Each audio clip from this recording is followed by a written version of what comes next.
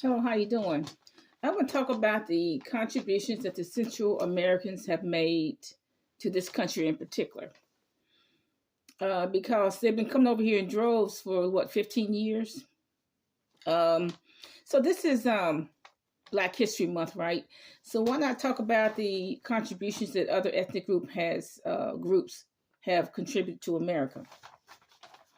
90 they have 96% of the white males have been shut out of construction jobs. 98% of the black males have been, shut out of construction jobs. There's cartels in every neighborhood. There's 7 in mine. I'm just talking about right down the street. There's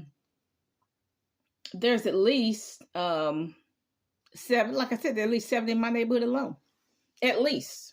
And there's some been doing it 15, 20 years. The Central Americans have delivered over 900,000 fentanyl pills to the Indian reservations. Now I'm talking about the Indian reservation, particularly in the Midwest, in Montana, in the Dakotas, the Lakota, the Blackfeet, and the other tribes too. But that's the very least. There are also Indian tribes in Arizona, New Mexico, etc., Navajo Nation, and so on. But they have delivered 900,000 fentanyl pills to these Indian reservations. Now, they don't go to the Indian reservation and say, look, we're going to build you a house. We're going to build 5 houses this summer. Or we're going to donate 5 sheep so you can eat. We're going to plant 5 gardens. They don't say that. They just said, here's some fentanyl pills that would kill people in, 3 seconds. So that's why, the Indians are just dying off like flies. They have overwhelmed the schools. The one class will go from 15 students to 35 students in a day. And they expect the teacher to teach. You cannot teach that well with 35 students. And really, the schools are just babysitting factories. That's all. The parents don't want to be bothered with the kids to the school. They ain't learning nothing. Okay.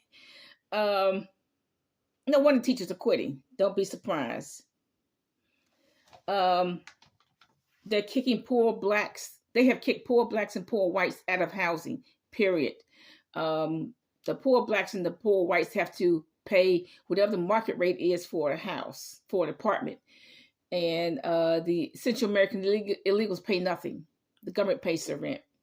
But the poor blacks and the poor whites have to pay whatever the market rate is. They've kicked them out of housing. What have they done for the government? Well, the welfare rolls have increased to over $1 trillion, probably 3 or 4 times the normal rate. Food stamps, $300 per person per child. That was several years ago. You can just imagine what they're giving them now. The government pays 100% of the rent, pays 100% of the mortgage too. Okay. And like I said, they don't have any food stamps for seniors. We just gonna starve, y'all.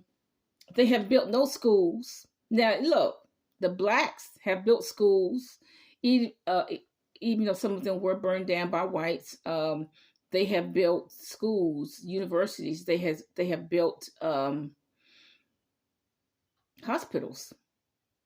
Okay, they built a lot of things. The whites have too. I mean, they built all kinds of plantations and etc. for Harvard, Yale, etc. But the Central Americans have built no schools.